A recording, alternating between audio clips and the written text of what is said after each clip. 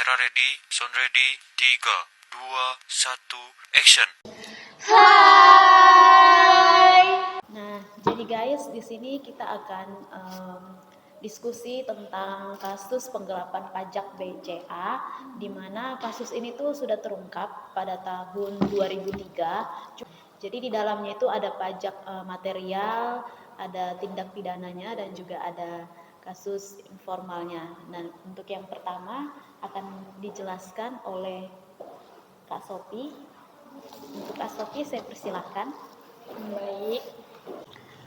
Baik, sebelum kita masuk lebih dalam ke dalam kasus penggelapan pajak Bank BCA tersebut, saya menjelaskan terlebih dahulu apa itu pajak material. Nah, di sini teman-teman kita pastinya sudah mengetahui dong ya, karena kita sudah belajar juga sama Ibu Yentina selama ini. Nah, pajak material itu saya jelaskan pengertiannya dulu ya. Pajak material itu adalah inti dari peraturan perpajakan yang menjelaskan tentang substansi atau isi dari pajak itu sendiri. Nah, berikutnya, dalam pajak material ini itu ada bagian yang dari hukum pajak yang mengatur segala hal nih, teman-teman. Nah, yang berkaitan dengan seperti timbulnya, besarnya, dan terhapusnya utang pajak, serta hubungan hukum antara pemerintah atau fiskus dengan wajib pajak. Nah, lalu sebelum kita masuk terlebih dahulu, kan kalau misalnya dalam perpajakan itu, apalagi mengenai kasus korupsi nih teman-teman, pastinya kita harus mengetahui dulu kan teman-teman. Tadi udah dijelaskan ya lebih awal kan. Nah, jadi kita dalam pajak material ini apa aja sih yang harus dibahas nantinya? Nah, yang pertama itu siapa yang harus dikenakan pajak atau subjek pajak. Tahu dong ya teman-teman apa itu subjek pajak. Nah, ini mencakup siapa aja, baik orang pribadi maupun badan. Nah, teman-teman tahu nggak kasus ini pribadi atau badan? Badan sih, Badan. karena dia PT BCA ya. Oh iya, teman-teman sudah pasti tahu lah ya dengan kasus kita ini. Ya, baik. Lalu saya akan lanjut. Lalu yang kedua, kita masuk ke apa yang menjadi dasar pengenaan pajak atau dalam kurung objek pajak. Itu sudah dapat gambarannya lah ya teman-teman ya.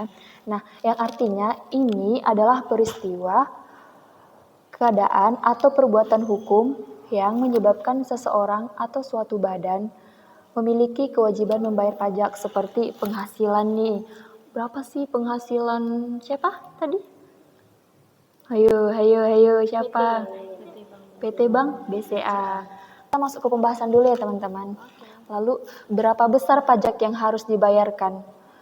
Atau tarif pajak. Nah, dari kasus ini berapa besar pajak yang harus dibayarkan? Itu tuh dari asetnya itu kan kalau kita bayar pajak itu kan harus sesuai dengan penghasilan kita kan teman-teman. Artinya adalah persentase atau nominal tertentu yang digunakan untuk menghitung jumlah pajak terutang. Lalu di sini ada komponen utama hukum pajak material. Nah, yang mana yang pertama subjek pajak seperti yang kita bahas tadi, yang kedua objek pajak, yang ketiga tarif pajak. Lalu selanjutnya dasar pengenaan pajak yang mana nilai yang digunakan sebagai dasar perhitungan pajak. Lalu kita masuk ke pembahasan berikutnya, timbulnya utang pajak. Kondisi atau peristiwa yang menyebabkan timbulnya kewajiban membayar pajak. Lalu berikutnya, hapusnya utang pajak yang mana artinya adalah kondisi yang menyebabkan utang pajak berakhir, misalnya karena pembayaran daluarsa atau kompensasi. Nah, dalam pembahasan kali ini yang mengenai pajak material, ada undang-undang pajak PPh-nya nih, yang mana mengatur tentang siapa yang dikenakan PPh, objek PPh, misalnya nih gaji, keuntungan usaha, dividen, dan tarif PPh. Nah, undang-undangnya ada juga nih masuk ke dalam PPN, yang mana mengatur tentang siapa yang memungut dan membayar PPN. Objek PPN misalnya nih penyerahan barang kena pajak dan jasa kena pajak dan tarif PPN. Nah, lalu kita masuk ke pembahasan lagi mengenai Undang-Undang Bea Materai yang mana mengatur tentang dokumen-dokumen yang digunakan bea materai dan tarifnya. Memahami materi pajak material sangat penting nih teman-teman bagi wajib pajak agar dapat memenuhi kewajiban perpajakannya dengan benar sesuai dengan ketentuan yang berlaku. Lalu kita masuk ke pembahasan berikutnya teman-teman. Nah, kita lanjut lagi nih teman-teman. Ternyata pada tahun 1998 BCA mengalami kerugian besar karena rush dan kredit macet. Pemerintah menyuntik dana dan mengambil 92,8% saham. Bayangin teman-teman, hampir full dong. 92,8% saham BCA. Bisa bayangin nggak itu sebanyak apa itu kerugiannya itu teman-teman. Nah, belum sampai di situ juga teman-teman. Pada tahun 1999, pemerintah menghapus utang BCA senilai 5,77 triliun. Dihapus loh. Kebayang nggak? Ketahuannya pada tahun 2003, sementara pada tahun 1999 sudah dihapus dong. Sudah dihapus dong, bayangin. 5,77 triliun. Kak, kalau boleh tahu BPPN itu apa? Ini nih yang saya suka teman-teman. Ada ingin lebih dalam gitu, pengen tahu mengenai kasus ini. Nah, BPPN itu adalah lembaga sementara milik pemerintah yang dibentuk untuk menangani krisis perbankan dan mengelola aset bermasalah demi menjaga stabilitas keuangan nasional pasca krisis 98. Kelanjutannya, pada tahun 1999 itu, BCA mencatat laba hanya 174 miliar. Bandingin dong, 5,77 triliun dibanding 174 miliar. Dari 577 ke 174. Wow. Nah, pada tahun 2002, Dirjen Pajak mengoreksi laba BCA menjadi 6,78 triliun. Pajak yang harus dibayar ditetapkan sebesar 375 miliar. Tahu nggak teman-teman? Wow. Dirjen Pajak mengoreksi laba BCA menjadi 6,78 triliun. Kita lanjut lagi ya teman-teman. Nah, pada tahun 2003, BCA mengajukan keberatan atas koreksi tersebut. Nah, di sini baru nampak nih kok bisa gitu. Lalu berikutnya pada tahun 2004 awalnya keberatan ditolak oleh direktur. Pastinya dong kita terus kulik lagi nih teman-teman. Pastinya kalian pada kepo nih ya. Gini teman-teman, yang mana di sini kita akan bahas materi yang diajukan. Yang artinya materi yang diajukan oleh pihak Bank BCA terkait kasus pengajuan banding tersebut adalah BCA menilai transaksi pengalihan aset ke BPPN merupakan jual beli piutang, namun Dirjen Pajak menilainya sebagai transaksi. Lalu berikutnya penghapusan piutang macet atau non-performing loan (NPL) karena ada perbedaan itu pada 17 Juni 2003. Surat keberatan ke Dirjen. Lalu pajak terkait koreksi transaksi pengalihan piutang macet kepada BPPN tahun 1999 sebesar 5,77 triliun. Kita masuk lagi nih teman-teman ke putusan atau hasil. Putusan atau hasil dari pengajuan banding yang diajukan oleh pihak BCA atas tuduhan menyalahi aturan perhitungan pajak adalah Direktur PPH mengeluarkan hasil risalah beserta kesimpulan. Inti risalah itu menyebut bahwa keberatan pajak yang dimohonkan oleh Bank BCA ditolak. Bank BCA diwajibkan memenuhi pembayaran pajak pada tahun 99 sebesar 5,77 triliun dengan batas waktu pembayaran 18 Juli 2004. Selanjutnya, namun Hadi Purnomo selaku Direktur Pajak mengeluarkan nota dinas yang memerintahkan Direktur PPH mengubah kesimpulan atas keberatan BCA dari awalnya ditolak menjadi diterima seluruhnya. Hadi Purnomo menandatangani SK tertanggal 18 Juni 2004 yang isinya mengatakan bahwa keberatan yang disampaikan BCA diterima Dirjen Pajak. Nah, lalu kita masuk nih, berapa lama putusan oleh kasus tersebut? Penasaran kan? Yuk, simak berikut ya. Simak terus ya pembahasannya. Nah, berapa lama putusannya? Upaya hukum yang dilakukan Bank BCA untuk memperoleh keadilan adalah keberatan pada tanggal 17 Juni 2003. Apa sudah terungkap ya teman-teman? Kemudian setelah dilakukan kajian, Direktur PPH pada tanggal 13 Maret 2004 mengeluarkan hasil risalah beserta kesimpulan. Inti risalah itu menyebut sekarang kita masuk ke penyelesaian kasus. KPK atau Komisi Pemberantasan Korupsi menyatakan bahwa proses penyidikan kasus dugaan korupsi pajak dengan tersangka mantan Ketua BPK atau apa nih teman-teman? BPK. Pemeriksa keuangan. Ya. Teman-teman, yaitu Hadi Purnomo, dilakukan secara bertahap guna kepentingan penuntasan perkara. Kasus tersebut dilakukan secara bertahap dengan memanggil sejumlah pihak untuk diperiksa. Maksud dilakukan secara bertahap ialah dengan memanggil beberapa saksi terkait yang mengetahui skandal ini. Berikutnya, misalnya nih, memanggil Gubernur Bank Indonesia pada saat itu. Terus kemudian dipanggilnya Direktur BCA juga. Kita lanjut lagi, terus kemudian dipanggilnya Direktur BCA juga. Namun, hasil dari pemanggilan saksi dalam kasus korupsi pajak BCA tersebut tidak menguatkan hasil untuk melakukan ke tahap selanjutnya. Lalu kita lanjut lagi nih teman-teman. Kemudian pihak KPK segera mengajukan peninjauan kembali ke pengadilan. Pasalnya agar kasus korupsi pajak BCA dengan tersangka Hadi Purnomo dapat dilanjutkan. Akan tetapi kasus korupsi pajak BCA ini justru diserahkan kepada Mahkamah Agung. Pasca melakukan penelaahan yang dilakukan Mahkamah Agung terkait kasus korupsi pajak BCA bahwa peninjauan kembali yang diajukan oleh KPK ditolak karena tidak sesuai dengan peraturan yang berlaku sebelumnya. Namun, dalam mempelajari kasus korupsi pajak ini justru KPK hanya mengumbar janji begitu saja. Mengapa? Dari mulai penolakan peninjauan kembali dari Mahkamah Agung, kemudian akan dilaksanakan gelar perkara, kemudian belum tutup buku kasus korupsi nih teman-teman. Pada tahun 2017, KPK berjanji akan menyelesaikan kasus-kasus mangkrak, termasuk korupsi pajak BCA. Masyarakat hanya bisa berharap kalau kasus korupsi pajak BCA tersebut dapat diselesaikan sesegera mungkin karena adanya kerugian negara juga dalam sektor pajak. Oke teman-teman, sekarang ada tuh yang namanya pajak formal. Bisa dijelaskan sama Kak Sri Devi. Oke teman-teman, pajak formal adalah pajak yang berkaitan dengan tata cara administrasi perpajakan seperti penyampaian SPT, keberatan, banding, peninjauan kembali, serta prosedur pemeriksaan dan penagihan. Nah, di Bank BCA ini itu terjadi karena sengketa pajak yang terjadi itu karena adanya ketidaksamaan persepsi ataupun perbedaan pendapat antara wajib pajak atau WP dengan petugas pajak mengenai penetapan pajak terutang yang diterbitkan atau adanya tindakan penagihan yang dilakukan oleh Dirjen Pajak. Pengertian sengketa pajak umumnya diawali dari diterbitkannya surat ketetapan pajak atau diterbitkannya surat tindakan penagihan pajak.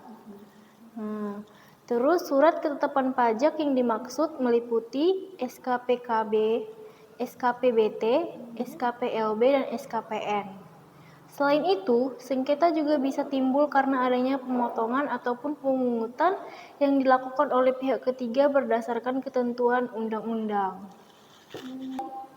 Nah, mengacu pada pengertian tersebut, maka upaya hukum untuk menyelesaikan sengketa yang dapat dilakukan oleh WP adalah keberatan, banding, peninjauan kembali, dan gugatan. Makanya Bank BCA mengajukan banding. Parah sih. Iya, karena upaya hukum keberatan atas ketetapan pajak diajukan ke Dirjen Pajak. Tapi ditolak kan tadi? Iya, ditolak. Sama si Hadi Purnomo. Itu Hadi Purnomo saudara siapa sih? Jangan bilang saudara teman-teman nih. Enggak sih kayaknya. Oke. Sementara itu, upaya hukum banding ataupun gugatan diajukan ke Pengadilan Pajak. Khusus untuk upaya hukum peninjauan kembali atau PK diajukan ke Mahkamah Agung. Namun demikian, ada upaya hukum dengan nama peninjauan kembali yang diajukan ke Dirjen Pajak sebagaimana yang diatur pada pasal 16 UU KUP. Untuk isi pokok UU KUP itu ada pendaftaran NPWP, kewajiban penyampaian SPT atau surat pemberitahuan, hak dan kewajiban WP, pemeriksaan penyidikan pajak, penagihan dan pengembalian pajak, sanksi administrasi dan pidana, keberatan, banding, gugatan, dan peninjauan kembali, serta kadaluarsa penetapan dan penagihan. Oke. Cukup paham. Terus, upaya hukum yang dapat ditempuh oleh wajib pajak adalah yang pertama, upaya keberatan. Dalam pelaksanaan ketetapan peraturan perundang-undangan perpajakan, kemungkinan terjadi wajib pajak merasa kurang atau tidak puas atas suatu ketetapan pajak yang dikenakan kepadanya, atau atas pemotongan ataupun pemungutan oleh pihak ketiga. Yang kayak Bank BCA tadi kan, mereka nggak setuju kan, karena itunya ditolak sama Dirjen Pajak. Ini wajib pajak dapat mengajukan keberatan. Yang pertama itu ada surat ketetapan pajak kurang bayar atau SKPKB. Kemudian surat ketetapan pajak kurang bayar tambahan atau SKPKBT dan surat ketetapan pajak lebih bayar atau SKPLB. Kemudian ada juga surat ketetapan pajak nihil atau SKPN dan pemotongan ataupun pemungutan oleh pihak ketiga. Syarat pengajuan gugatannya itu apa? Yang pertama itu harus diajukan dalam jangka waktu 14 hari sejak tanggal diterima keputusan pelaksanaan penagihan, kecuali diatur lain dalam peraturan perundang-undangan. Kemudian yang kedua, gugatan juga dapat diajukan selain atas keputusan pelaksanaan adalah dalam jangka waktu 30 hari sejak diterimanya keputusan yang digugat. Kemudian yang ketiga, terhadap satu pelaksanaan penagihan atau satu keputusan diajukan satu surat gugatan. Jadi dia itu pokoknya semuanya harus satu-satu, nggak boleh yang beda kasus dia. Terus yang keempat, gugatan diajukan dengan disertai alasan-alasan yang jelas dan dicantumkan tanggal diterima surat keputusan pelaksanaan penagihan. Kemudian yang kelima, dalam mengajukan gugatan juga disertai alasan-alasan yang jelas dan dicantumkan tanggal diterima surat keputusan pelaksanaan penagihan. Jadi pokoknya semuanya itu harus jelas. Gugatannya itu, yang pertama, gugatan diajukan dengan surat gugatan dalam bahasa Indonesia kepada pengadilan pajak. Yang kedua, diajukan kepada pengadilan pajak dengan melampirkan salinan keputusan yang digugat, data dan bukti-bukti pendukung lainnya, surat kuasa bermaterai cukup bila diwakili oleh kuasanya. Peninjauan kembali. Peninjauan kembali dilakukan dengan syarat-syarat sebagai berikut. Yang pertama, permohonan peninjauan kembali hanya dapat diajukan satu kali kepada Mahkamah Agung melalui pengadilan pajak. Kemudian, permohonan peninjauan kembali tidak menangguhkan ataupun menghentikan pelaksanaan putusan pengadilan pajak. Permohonan peninjauan kembali dapat dicabut sebelum diputus dan dalam hal sudah dicabut permohonan peninjauan kembali tersebut tidak dapat diajukan lagi. Berarti cuma bisa sekali aja diajukan. Nah, ini teman-teman alasan mengajukan peninjauan kembali. Yang pertama itu, apabila putusan pengadilan pajak didasarkan pada suatu kebohongan ataupun tipu muslihat pihak lawan yang diketahui setelah perkaranya diputus ataupun didasarkan pada bukti-bukti yang kemudian oleh hakim pidana dinyatakan palsu. Kemudian, apabila mengenai suatu bagian dari tuntutan belum diputus tanpa dipertimbangkan sebab-sebabnya ataupun apabila terdapat suatu putusan yang nyata-nyatanya tidak sesuai dengan ketentuan peraturan perundangan yang berlaku. Nah, untuk pemrosesan peninjauan kembali oleh Mahkamah Agung, yang pertama itu dalam jangka waktu 6 bulan sejak permohonan peninjauan kembali diterima oleh Mahkamah Agung yang telah mengambil keputusan dalam hal pengadilan pajak mengambil putusan melalui pemeriksaan acara biasa. Terus yang kedua itu, dalam jangka waktu 1 bulan sejak permohonan peninjauan kembali diterima oleh Mahkamah Agung telah mengambil putusan. Dalam hal pengadilan pajak mengambil keputusan melalui pemeriksaan acara cepat. Jadi ada pemeriksaan acara cepat dan ada pemeriksaan acara biasa. Kalau yang cepat itu 1 bulan, terus yang kalau biasa itu 6 bulan. Selanjutnya kita akan masuk ke kasus perdata. Oke, hukum perdata itu adalah cabang dari hukum yang mengatur antara individu dalam masyarakat, terutama yang berkaitan dengan hak dan kewajiban perdata. Pengertian hukum perdata itu adalah hukum privat yang mengatur hubungan hukum antara orang atau badan hukum dalam hal-hal seperti perjanjian, harta benda, warisan, dan tanggung jawab perdata. Dalam kasus Bank BCA ini teman-teman, penggelapan pajak Bank BCA ini melibatkan Hadi Purnomo kan. Meskipun inti permasalahannya adalah tindak pidana perpajakan dan korupsi, aspek perdata dapat muncul sebagai konsekuensi atau jalur hukum tambahan. Diuraikan dalam konteks hukum perdata. Yang pertama itu once prestasi, cedera janji atau perbuatan melawan hukum oleh wajib pajak BCA atau pajak Hadi Purnomo yang merugikan negara.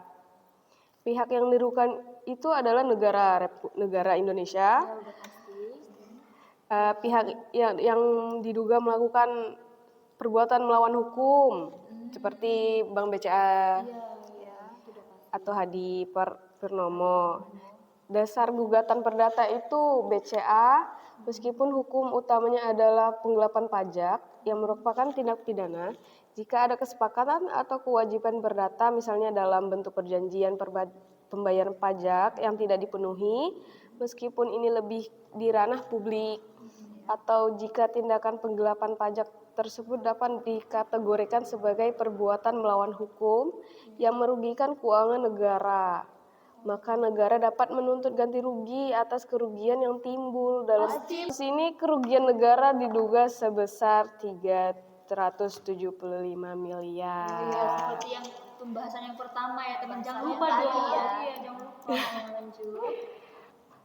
Yang kedua ada Hadi Purnomo, diduga melakukan perbuatan melawan hukum dengan menyalahgunakan wewenang dalam menerima permohonan wajib pajak atas surat keterangan pajak nihil atau SKPN pajak PT BCA tahun 199 serta menyalahi prosedur dalam menerima surat permohonan keberatan pajak BCA.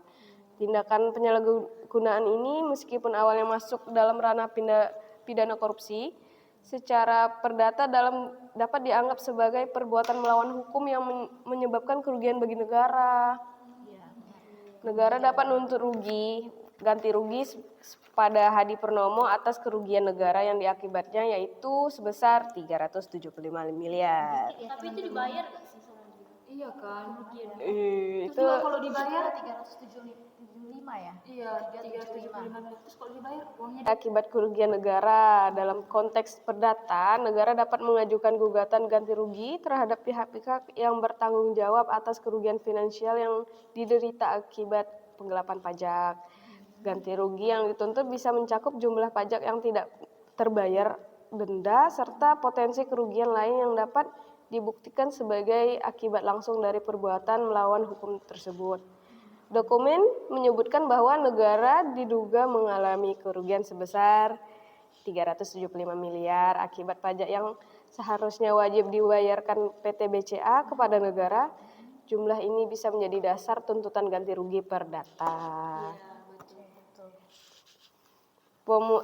Yang terakhir nih, pemulihan aset. Jika terbukti ada aliran dana atau aset yang diperoleh dari hasil penggelapan pajak atau tindakan pidana korupsi, negara melalui jalur perdata dapat melakukan gugatan perdata untuk pemulihan aset tersebut. Ini bertujuan untuk mengembalikan aset-aset yang seharusnya menjadi milik negara. Yakin nggak itu dikembalikan? Baik nih teman-teman. Setelah ini kita akan membahas hukum pidana yang akan diceritakan oleh Trisanti. Penggelapan pajak Bank BCA ini menunjukkan adanya tindak pidana korupsi berupa penyalahgunaan wewenang oleh pejabat negara yang menyebabkan kerugian negara dalam sektor pajak. Wow. Jadi ada yang tahu nggak tindak pidana itu apa? Nggak tahu tuh. Apa itu? Baiklah, jadi pengertian tindak pidana itu disebut juga dengan istilah delik. Kata delik ini berasal dari bahasa Latin yaitu delictum dan dalam bahasa Belanda disebut delik. Sedangkan dalam bahasa Indonesia, delik diartikan sebagai perbuatan yang dapat dikenakan hukuman karena pelanggaran terhadap undang-undang. Wah, Jadi, dalam konteks hukum pajak, pengertian tindak pidana pajak mempunyai arti suatu peristiwa atau tindak melanggar hukum atau undang-undang pajak yang dilakukan oleh seseorang yang tindakannya tersebut dapat dipertanggungjawabkan dan oleh undang-undang pajak telah dinyatakan sebagai suatu perbuatan pidana yang dapat dihukum. Nah, itu dia. Jadi, yang pertama itu kita bahas ada administrasi dan sanksi pidana. Yang pertama itu ada tertulis dalam Undang-Undang Nomor 13 Tahun 2000 UU KUP. Diatur dalam pasal 38 sampai dengan 43. Yang kedua ada UU Nomor 12 Tahun 1994 diatur dalam pasal 24 dan pasal 25. Yang ketiga ada UU Nomor 13 Tahun 1985 diatur dalam pasal 13 dan pasal 14. Yang keempat ada UU Nomor 18 Tahun 1997 diatur pada pasal 37 sampai dengan 40. Jadi dari semua pasal tindak pidana tersebut pada prinsipnya dapat dikualifikasi dalam dua jenis tindak pidana, yaitu tindak pidana pelanggaran dan tindak pidana kejahatan. Dalam pasal 38 UU KUP, hukuman untuk tindak pidana pelanggaran perpajakan adalah pidana kurungan paling lama 1 tahun atau denda paling tinggi 2 kali jumlah pajak terutang yang tidak atau kurang bayar. Dikit banget kan? Cuman di sini bisa ada dendanya paling tinggi itu dari 2 kali jumlah pajak yang terutang atau yang kurang bayar. Nah, selanjutnya itu ada kelompok tindak pidana kasus. Jadi ada beberapa kelompok tindak pidana pada kasus penggelapan pajak Bank BCA ini. Yang pertama itu ada tindak pidana berkaitan dengan kewajiban penyelenggaraan pembukuan, pencatatan, dan dokumen lain yang palsu atau dipalsukan. Hal ini terlihat pada koreksi laba yang dilakukan Dirjen Pajak pada tahun 1999, di mana bukan cuma 174 miliar tapi 6,78 triliun. Salah satu yang mendongkrak angka laba penghapusan. Sekarang kita lanjut ke kelompok tindak pidana kasus. Yang pertama itu ada tindak pidana berkaitan dengan penyetoran pajak yang telah dipotong atau dipungut. Pajak yang disetorkan oleh Bank BCA tidak benar karena laba yang diperoleh lebih rendah dari hasil koreksi Dirjen Pajak. Yang kedua ada tindak pidana perpajakan, selain bisa dilakukan oleh pelakunya langsung, juga bisa dilakukan oleh pihak lain yang tidak secara langsung melakukan tindak pidana, yaitu pada golongan keempat, mereka yang membantu melakukan tindak pidana di bidang perpajakan. Di mana Hadi Purnomo yang saat itu menjabat sebagai Dirjen Pajak yang juga mantan Ketua Badan Pemeriksa Keuangan atau BPK diduga melakukan perbuatan melawan hukum, yaitu menyalahgunakan wewenang dalam menerima seluruh permohonan wajib pajak atas surat keterangan pajak nihil atau SKPN pajak PT BCA tahun pajak 1999 dan menyalahi prosedur dengan menerima surat permohonan keberatan pajak Bank BCA. Selanjutnya itu si Hadi Purnomo ini dia dipanggil sebagai tersangka itu pada tanggal 5 sampai 12 Maret 2015. Buset, tersangka pada tahun 2014, dipanggil lagi 2015. 1 tahun kemudian. Lalu gugatan tentang peradilan suksesnya itu pada tanggal 26 Mei 2015 di mana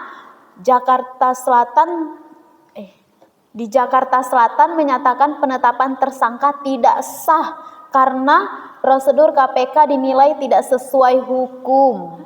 Selanjutnya, gugatan peradilan suksesnya itu pada tanggal 26 Mei 2015 di Jakarta Selatan menyatakan penetapannya tersangka tidak sah karena prosedur KPK dinilai tidak sesuai hukum. Nah, selanjutnya itu pada tanggal 13 Agustus 2018, KPK yang ingin mempertahankan status hukum gagal tidak ada. Pada tanggal 13 Agustus 2018, KPK yang ingin mempertahankan status hukum gagal karena tidak ada dasar hukum untuk menjatuhkan vonis terhadap Hadi Purnomo. Pengadilan Negara Jakarta Selatan itu membatalkan status tersangka dan alat bukti KPK.